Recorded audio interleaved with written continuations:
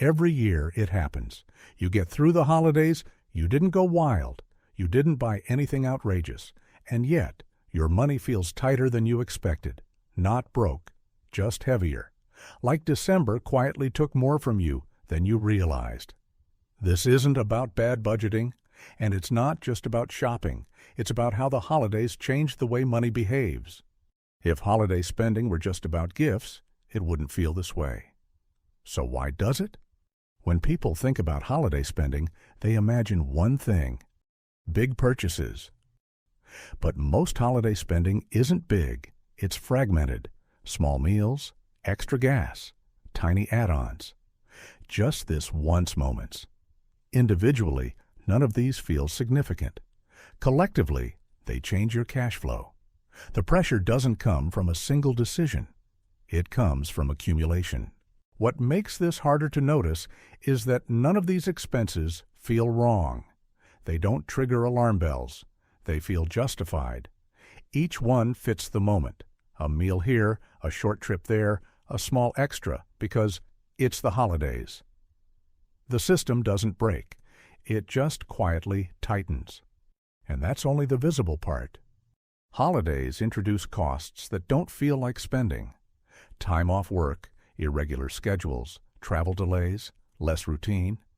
Your financial system thrives on predictability. The holidays disrupt that. Even if your spending stays modest, your timing changes. Bills don't move. Income sometimes does. That gap creates pressure, even without excess. But there's another layer most people never notice. Normally, spending spreads out. In December, it compresses. Multiple obligations arrive at once. Deadlines cluster. Decisions pile up. Your brain experiences this as intensity, not math. This is why December feels expensive, even when January costs more. Your mind reacts to density, not totals. What makes compressed spending harder isn't just the money.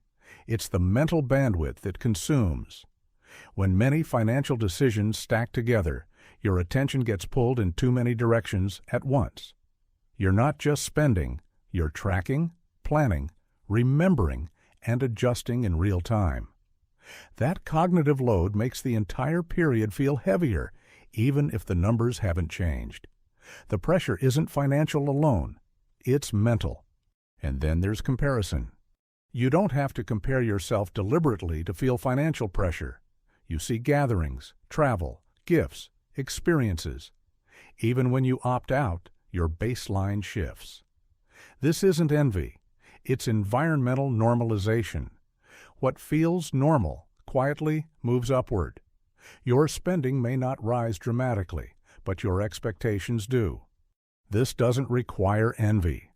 It happens even when you're content. Exposure changes expectations quietly. What surrounds you starts to feel normal, and normal starts to feel necessary. That shift alone creates pressure without a single conscious decision. So why does the feeling linger after the holidays end? Holiday spending rarely hurts in December. It shows up later. Credit card cycles, delayed bills, deferred repairs. Routine expenses returning all at once. January isn't worse because you failed.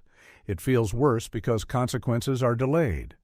The holidays feel expensive not because people are irresponsible. They feel expensive because spending compresses, routines break, expectations shift, consequences lag. Understanding this doesn't fix everything, but it removes the shame and replaces it with clarity. And clarity is the first step to better decisions. And once you see this pattern, it becomes easier to plan around it, not with guilt, but with awareness.